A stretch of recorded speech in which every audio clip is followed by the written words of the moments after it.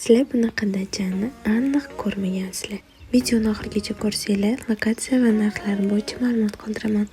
Dachaga kirgan yilida sizlarni shunaqa detskiy zona kutib oladi. Tog'ni shundoq ko'rinib turishini aytmaysizlarmi? Juda ham chiroyli manzara.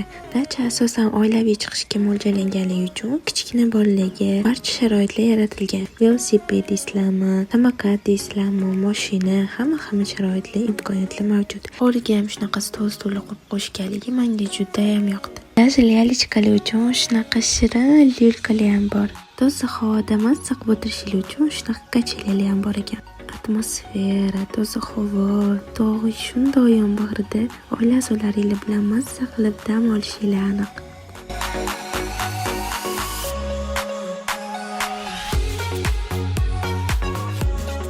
Yosh katta buva-dodalar uchun juda ham qulay joy ekan. Shunaqa kravatlar ham bor. Dacha xonalariga keladigan bo'lsak, shunaqa akkuratli, yarki hol bor. Lyustralarga gap yo'q. Bu yerda birinchi 2 kishilik xona joylashgan ekan. Shunaqa ranglar bir-biriga mos tushgan ekan. Hol bu yer tomonida yana xonalar bor ekan. 4 ta kravatli xona ekan.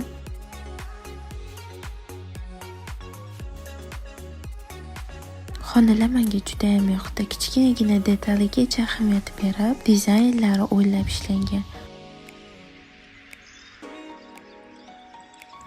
Endi bu tomonda ko'ngilochar zona kutib oladi. Shaxmat, karaoke, bilyard. Bitta xonada televizor, konditsionerlar bor ekan. Bu yerda shunaqa uzun stol bor ekan. Ko'pchilik bo'lib chiqsanglar ham bemalol sig'ib, saqlab ovqatlanasizlar. Hattoki stol ustida ovqatlanishdan oldin keyin o'qiladigan duolargacha chiqarib qo'shibdi. Dacha bemalol ko'pchilik chiqishga mo'ljallangan ekan. Menga hammasidan ham shunaqa QR kodlar chiqarib qo'shganligi juda ham yoqdi. Fikr mulohazalaringizni bemalol bildirishingiz mumkin.